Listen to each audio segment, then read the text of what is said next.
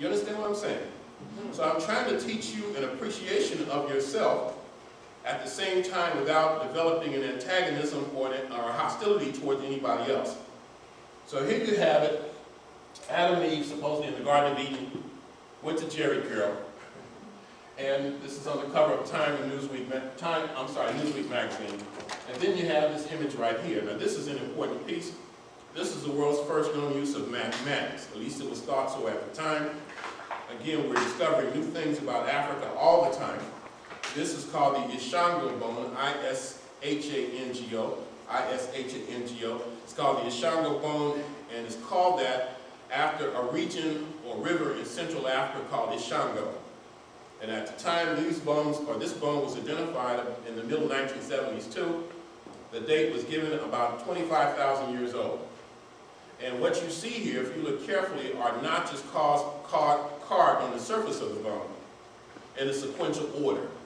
And some people would even argue that this is a very primitive form of a computer.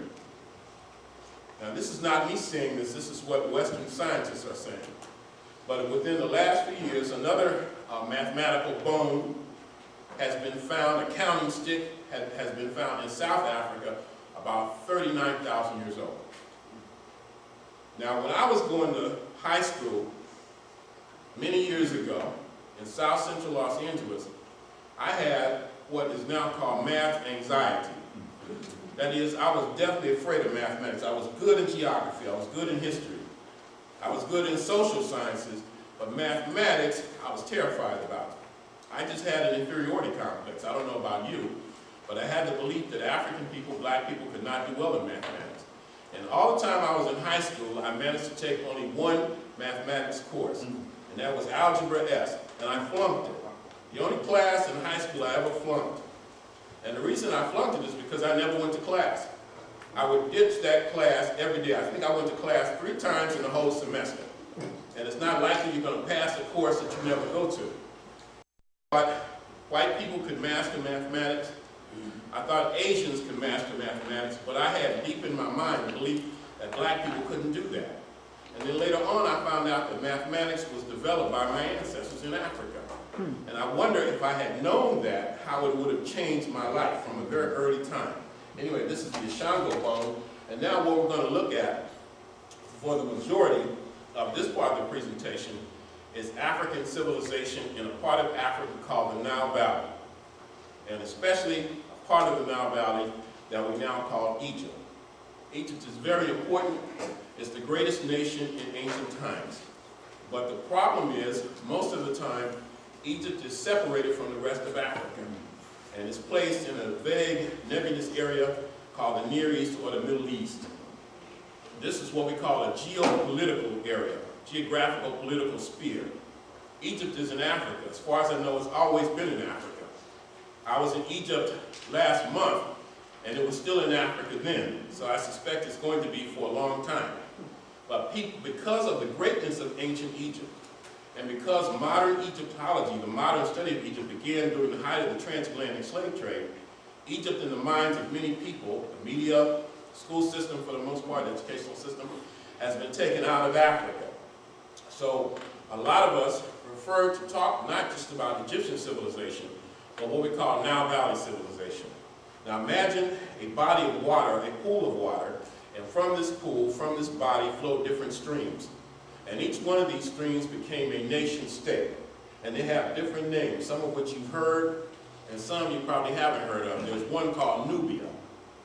And there's another one called Cush. Cush is mentioned in the Old Testament several times. And sometimes we hear the word Ethiopia. This is a Greek term, which means the land of the burnt-faced people, land of the black people. And then sometimes you have one called Meroe. And then you have one called Taseti, T-A-S-E-T-I. That means the land of the bow, as in bow and arrow. You have one called Wawa. You even have one called the land of Yam. But the greatest one was called by the ancient people Kemet, K-M-T. And that means the black community. In the Bible, it is called Mishram. But most of us know it as Egypt. And the part of Egypt that we're going to talk about tonight, we can call Egypt of the Pharaohs or dynastic Egypt. Now the root word dynasty. And I always tell my students that if you want to understand ancient Egypt, you have to have a way to organize the information. Otherwise, it won't make sense. It will be all jumbled together. And so an African over 2,000 years ago developed what he called the dynastic system. A dynasty is a family of rulers, one member of the family coming after the other for an extended period of time. I repeat, a dynasty is a family of rulers, one member of the family succeeding the other for an extended period. Some of these dynasties last as little as 50 years, and some of them we think lasted as long as 300 years. And at the head of every dynasty was an African woman. In order for the king to be the king, he had to marry the royal heiress, the woman in whom the royal bloodline ran, to be a legitimate king. And so therefore, I want to say from the beginning that women in ancient Africa were highly respected. They didn't use the B word back then, and they certainly didn't use the N word, and you know what I'm talking about. You have the emphasis around the female. The first time in history you find a woman who was a mathematician, a philosopher, an astronomer, a physician, a priestess is a black woman in the Valley of the Nile. It is said that Africa was where civilization and humanity began, but Egypt, or Kemet, was where it was refined. Now, the reason you have the prosperity in this area is because of the Nile River. I've been to Egypt, I think, 9 times now, and the thing that you notice more than anything is how dry it is. It's mostly desert, but right in the center of it you have this mighty river, and that river we call the Nile River. The Nile River is the longest river in the world. It's more than 4,200 miles long. It's twice as long as the Mississippi River. And it's different from most other rivers in that it flows from south to north. The Mississippi flows from the north to the south. And along this river, great and mighty cities grew up. And because it was a river, you have irrigation, because the soil is very dry, it's desert. But because of the river, you can irrigate the soil. And because it's a river, you can use boats, so you have transportation, you can move around. And because of that, you can have communication. And these things make civilization possible. And when I talk about civilization, I'm talking about something, a high culture with cities and towns and villages. We call that urbanization. I told you I was going to give you a lot of information. Break it down. Urbanization. And then you have what we call metallurgy. Metallurgy is the use of metal weapons and tools, as opposed to stone. And urbanization is important as opposed to people just wandering from place to place. This Hurricane Katrina brings that to mind. And people have been forced to relocate. But you have urbanization in the ancient Nile Valley, people living in cities, towns, and villages. And you have writing systems or scripts. People began to write things down, their history, business transactions, wills, religious texts. So these are the things that constitute civilization. Cities, towns, and villages, we call it urbanization, metallurgy, writing systems, and agricultural science. People are able to feed themselves. So those are the 4 components of civilization.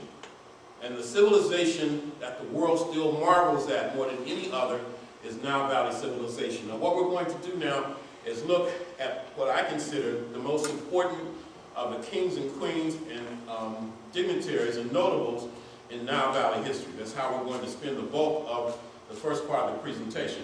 Now this is a person whose name you have probably heard of. His name is Aha Mena, or just for short we call him Aha.